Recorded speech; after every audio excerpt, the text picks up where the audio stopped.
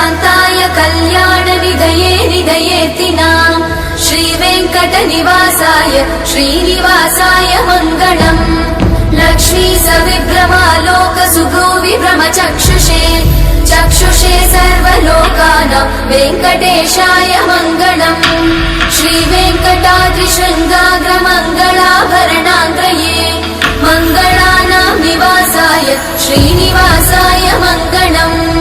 सर्वावयव सौन्दर्य सम्पदा सर्वचेतसां सदा सम्मोहनायास्तु वेङ्कटेशाय मङ्गलम् नित्याय निरवध्याय सत्यानन्दचिदात्मने सर्वान्तरात्मने श्रीमद् वेङ्कटेशाय मङ्गलम् स्वतः सर्वविदे सर्वशक्तये सर्वशेषिने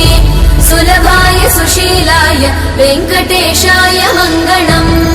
परस्मै ब्रह्मणे पूर्णकामाय परमात्मने प्रयुञ्जे परतत्त्वाय वेङ्कटेशाय मङ्गलम् आकालतत्त्वमशान्तमात्मनामनुपश्यताम् अतृप्त्यमृतरूपाय वेङ्कटेशाय मङ्गलम्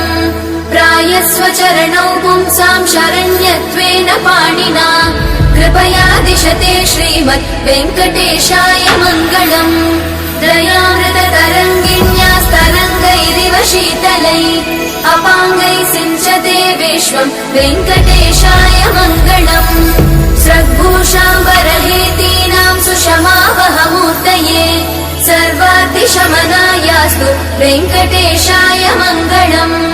श्रीवैकुण्ठविरक्ताय स्वामि पुष्करिणीतटे रमया रममाणाय वेङ्कटेशाय मङ्गलम् श्रीमत्सुन्दरजामातृमुनिमानसवासिने सर्वलोकनिवासाय श्रीनिवासाय मङ्गलम् मङ्गलाशासनपरैर्मदाचार्य पुरोगमै सर्वैश्च पूर्वैरचार्य सत्कृतायास्तु मङ्गलम्।